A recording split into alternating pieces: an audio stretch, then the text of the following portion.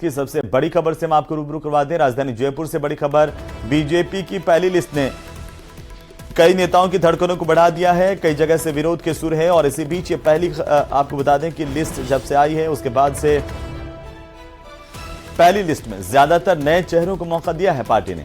जयपुर शहर की 2 सीटों पर नए नामों की घोषणा हुई है। बची हुई 6 सीटों के वर्तमान पूर्व विधायकों की धड़कनें तेज हो गई है और नए चेहरे में भी टिकट पाने की उम्मीदें बढ़ी हैं। हालांकि जो 2 सीटें हैं जिन पर बदलाव हुआ है जयपुर में, उसे लेकर के संकेत ये माने जा रहे हैं कि अब बाकी की जो सीटें हैं उन पर भी बदलाव हो सकता है। तो ऐसे में नए चेहरों की उम्मीदें बढ़ी हैं, तो पुराने जो कद्दावर नेता हैं उनकी चिंताएं इस लिस्ट के माध्यम से बढ़ गई हैं।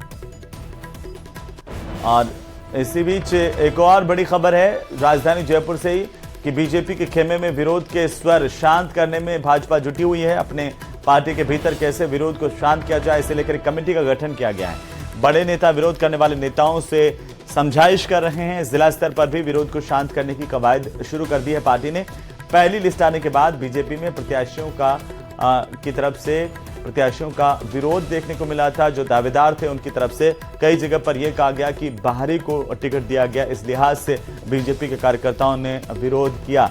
और इसे देखते हुए पार्टी की तरफ से एक कमेटी बनाई गई है जो कोऑर्डिनेशन भी करेगी और विरोध करने वाले लोगों को शांत करेगी।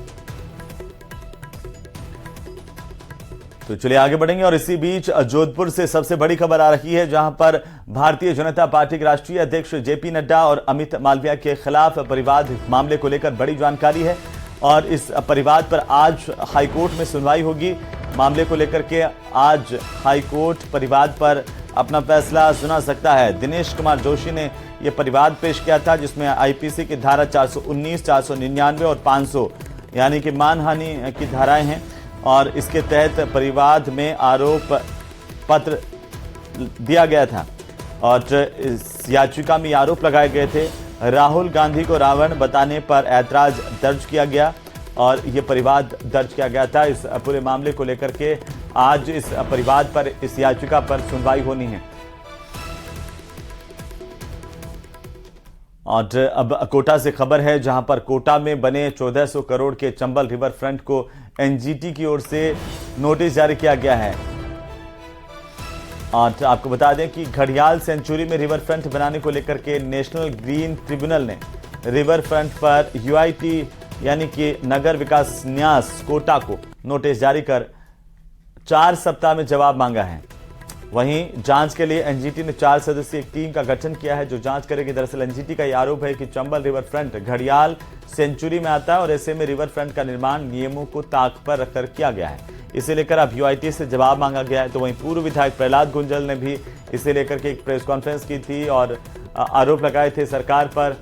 इस पूरे रिवर फ्रंट को लेकर के अब सियासत गर्मा सकती है। गुंजल ने रिवर फ्रंट में अनियमित और नियम विरुद्ध इसके बनने के गंभीर आरोप लगाए थे और अब एनजीटी की तरफ से नोटिस जारी कर दिया गया है कोटा यूआईटी को। चलिए आगे बढ़ेंगे और इसी बीच जोधपुर से बड़ी खबर आ रही है, जहां पर पिता और बेटी के शव मिलने की सूचना मिल रही है। टांके के अंदर एक बेटी का शव मिला है और जानकारी के मुताबिक पिता की हार्ट अटैक से मौत हुई। पिता और बेटी की मौत से मातम पसर गया। सूचना के बाद पुलिस मौके पर पहुंची। कापेड़ा थाना इलाके का पूरा मामला बताया जा रहा है। जोधपुर से इस वक्त की सबसे बड़ी खबर है, बेटे का शव टांके में मिला है। चंद्रशेखर व्यास हमारे संवाददाता फोन लाइन पर जुड़ चुके हैं। चंद्रशेखर, क्या है पूरा मामला? पिता और बेटी की मौत कैसे हुई, अभी क्या जानकारी है? देखिए, बात करते हैं, ये जो ग्रामीण पुलिस थाना क्षेत्र है, वहाँ के कापेड़ा थाना क्षेत्र में ये सूचना मिली है कि एक बाप और बेटी का शव जो है मिला है। इसके बाद पुलिस मौके पर पहुंचे और बताया जा रहा है कि बच्ची का शव जो है वो टांके में मिला है और वहीं जो पिता है उसकी संभवतः जो है ये कयास लगाया जा रहा है कि हार्ट अटैक आने की वजह से जो है उसकी मौत हो गई है। फिलहाल पुलिस मौके पर पहुंची है, मामले की जांच जारी है। जी चलिए, बहुत शुक्रिया तमाम जानकारी के लिए। नजर बनाए रखिए, अपडेट हम आपसे लेते रहेंगे।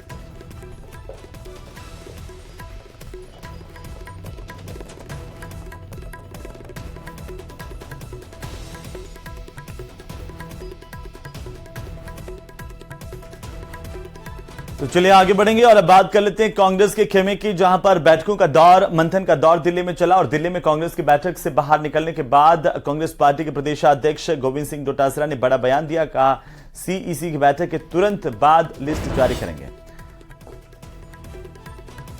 गोविंद सिंह डोटासरा ने दिल्ली में कहा है कि सीईसी की बैठक और इसके तुरंत बाद जो है अब वो लिस्ट आ जाएगी।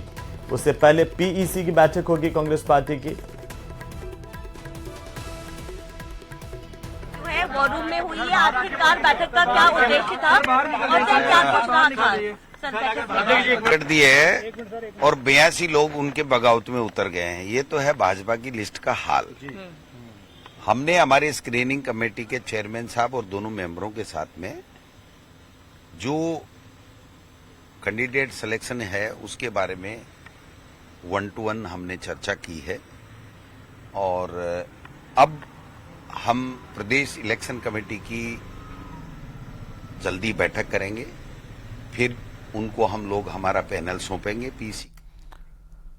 तो वहीं दूसरी तरफ भारतीय जनता पार्टी में 41 उम्मीदवारों की पहली लिस्ट आने के बाद से ही कहा जा रहा है कि अंतर्कलह खुलकर के सामने आ गई है और विरोध के सुर तेज होते हुए दिखाई दे रहे हैं। पार्टी ने 29 नए चेहरों को पहली लिस्ट में शामिल किया है जीत के मकसद से, लेकिन आखिरकार इसे लेकर के ये लोग जनता के बीच में जा पाते उससे पहले ही विरोध शुरू हो गया। ये रिपोर्ट देखिए।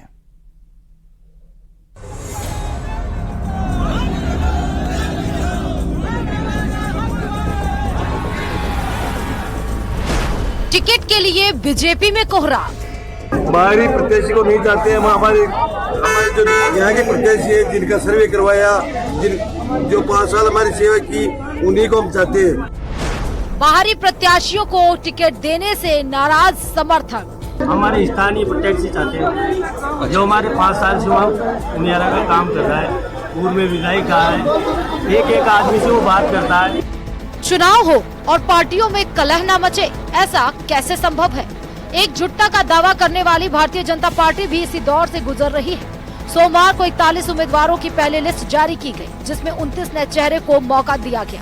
फिर क्या था? किशनगढ़ और देवली समेत कई इलाकों में दावेदारों के समर्थक सड़कों पर आ गए, अपनी पसंद के नेता के लिए टिकट की मांग करने लगे, बाहरी नेताओं को भगाओ के नारे लगाने लगे।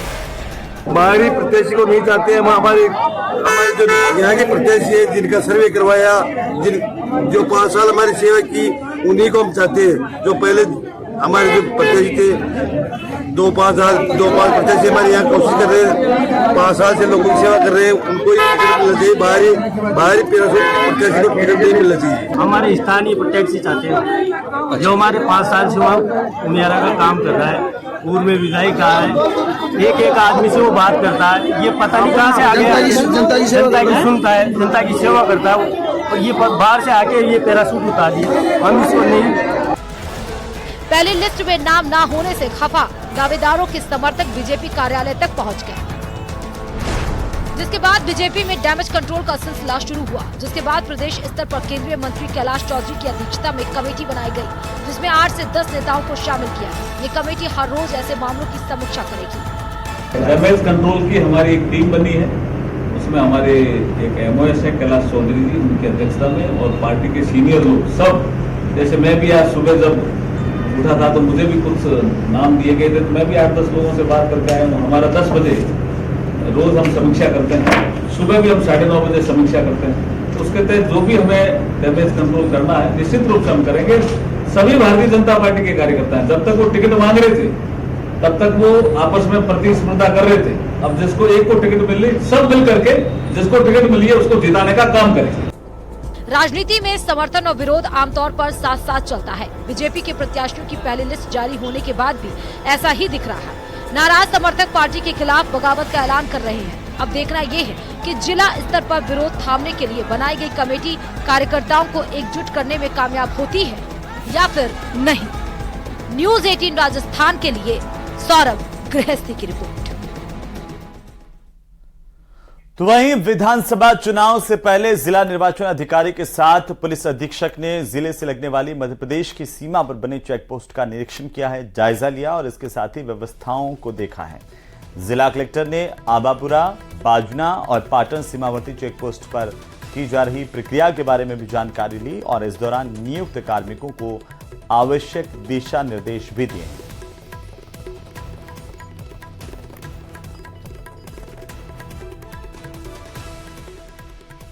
उधर दौसा में भी चुनाव को लेकर प्रशासन अलर्ट पर है। प्रशासन ने चुनाव के लिए 69 अर्धसैनिक बलों की कंपनियों की मांग की। अर्धसैनिक बलों के साथ ही पुलिस और होमगार्ड के जवान जिले की सुरक्षा व्यवस्था को संभालेंगे।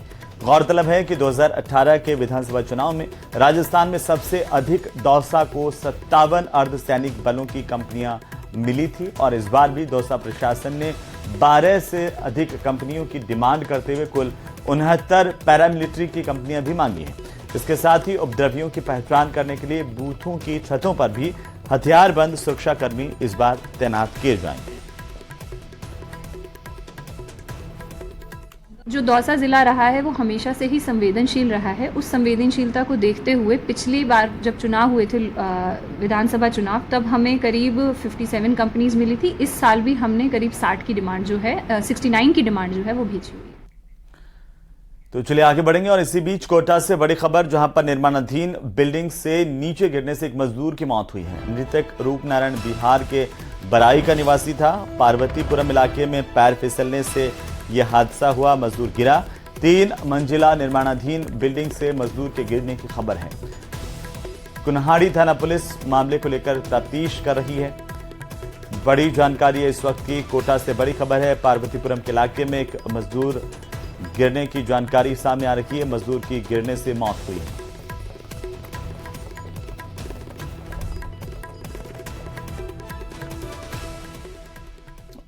और अब बात कर लेते हैं पर्यटन की, क्योंकि राजस्थान में इस बार पर्यटन के नए रिकॉर्ड बनाए जाने की उम्मीद है और दरअसल इसकी वजह शादियों का सीजन, विधानसभा के चुनाव भी नजदीक है और राजस्थान में होटल्स की प्री बुकिंग होने लगी है। ऐसे में पर्यटन के कारोबार से जुड़े व्यवसायी काफी उम्मीद जता रहे हैं।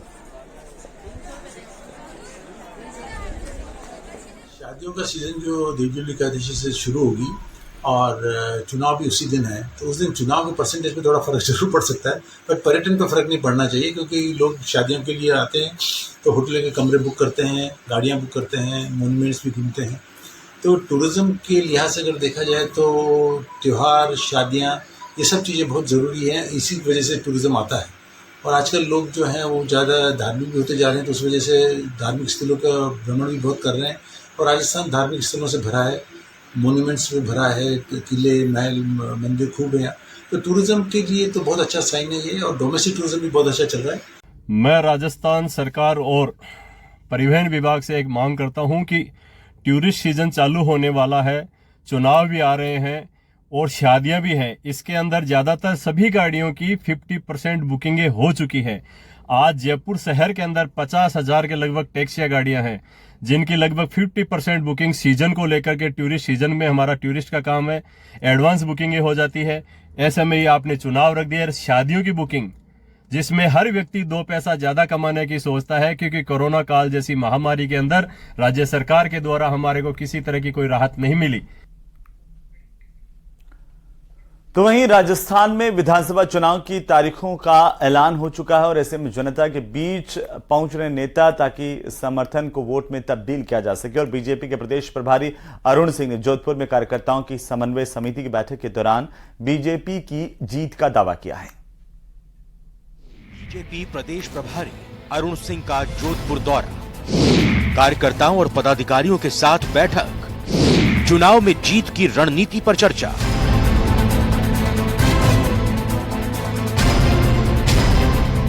प्रदेश में विधानसभा चुनाव का शंखनाद हो चुका है। तमाम दल जीत की तैयारी में जुट गए हैं। इसी कड़ी में बीजेपी प्रदेश प्रभारी अरुण सिंह जोधपुर पहुंचे, जहां उन्होंने राज्य में कमल खिलाने का दावा किया। लोगों के मन में, राजस्थान की जनता के मन में, जहां एक और गहलोत सरकार के खिलाफ आक्रोश है, कांग्रेस की सरकार बदलना चाहते हैं, वहीं दूसरी ओर उनके मन में उत्साह भी है कि शीघ्र से शीघ्र भारतीय जनता पार्टी की सरकार बने, जो प्रदेश के विकास को आगे बढ़ाए। अरुण सिंह ने जोधपुर की सभी सीटों पर जीत का दावा करते हुए कहा कि इस बार प्रदेश की जनता ने सरकार बदलने का मन बना लिया है। अभी हम जोधपुर की बैठक ले रहे हैं तीनों जिलों की, और तीनों जिलों में प्रबंधन समिति बन चुकी है, पूरी तैयारी है। जोधपुर की 10 सीटें भारतीय जनता पार्टी जीतने जा रही है। प्रदेश में कानून व्यवस्था का राज हो, युवाओं को पारदर्शी तरीके से नौकरी मिले, युवाओं को रोजगार का अवसर मिले, किसानों को पूरा हक मिले। इन सब विषयों को लेकर के लोगों के मन में केवल भारतीय जनता पार्टी से अपेक्षा भी है और भारतीय जनता पार्टी के प्रति उनका समर्थन भी है, विश्वास भी है। चुनावी मौसम में आरोप प्रत्यारोप का सिलसिला भी चरम पर है। ऐसे में अरुण सिंह पीछे रहने वाले कहां थे? उन्होंने कांग्रेस सरकार पर महिला अपराध समेत कई गंभीर आरोप लगाए। इसमें जो महिलाओं के खिलाफ अत्याचार है, हमने देखा प्रतापगढ़ में 2 नाबालिग लड़की, उन्होंने पुलिस से शिकायत की, शिकायत नहीं सुनी गई छेड़खानी की, वह 2 नाबालिग लड़कियों को आत्महत्या करना पड़ा। एक महिला के साथ अत्याचार हुआ, दुराचार हुआ, बलात्कार हुआ, महिला जाकर पुलिस वाले से गुहार लगाई, पुलिस वाले उसको भगा दिए। उसके बाद जो महिला जाकर के धरने पर बैठती है, फिर भी उसकी बात नहीं सुनी जाती, अंत में वो आत्महत्या करती है। यह राजस्थान की घटना है। कांग्रेस सरकार को बीजेपी प्रभारी अरुण सिंह ने पेपर लीक के मसले पर भी घेरा। युवाओं का भविष्य, 17 बार पेपर लीक होना और जो पेपर लीक करने वाले उन पर कार्रवाई नहीं करना। जब घर से युवा निकला, परीक्षा के लिए निकलता है, तो उसको यह मालूम हो गया है कि यह तो पेपर लीक ही हो जाएगा, उसका भविष्य अंधकार में कोई रखने वाला है। चुनाव से पहले दावे हैं, वादे हैं, एक दूसरे को ताने देते नेता हैं, लेकिन ये जनता है जो सब जानती है और उसका फैसला क्या होगा ये 3 दिसंबर को नतीजों के साथ ही तय होगा। जोधपुर से न्यूज़ 18 राजस्थान के लिए रंजन दवे की रिपोर्ट। चलिए आगे बढ़ेंगे और विधानसभा चुनाव की तैयारी को लेकर के खबर है। विधानसभा चुनाव के लिए मतदान दलों की ट्रेनिंग हो रही है और 100% मतदान का लक्ष्य लेकर के प्रशिक्षण शुरू कर दिया गया है। सफल विधानसभा चुनाव पर फोकस हो रहा है। 100% मतदान सुनिश्चित करने के लिए प्रशिक्षकों को प्रशिक्षण दिया जा रहा है। जिला निर्वाचन अधिकारी की निगरानी में यह प्रशिक्षण हो रहा है और प्रशिक्षण में उपस्थिति को लेकर के जिला प्रशासन सख्त नजर आ रहा है। आपको बता दें कि राजस्थान में तारीखों का ऐलान होने के साथ ही चुनाव आयोग भी सक्रिय है। अलग अलग टीमों को बनाने का काम और हर बूथ पर किस तरीके से संवेदनशीलता के साथ में निष्पक्ष चुनाव हो सकें, इसको लेकर के कवायद जारी हैं। और इसी के साथ ही इस बुलेटिन में फिलहाल इतना ही। आप देखते रहिए न्यूज़ 18 राजस्थान। नमस्कार।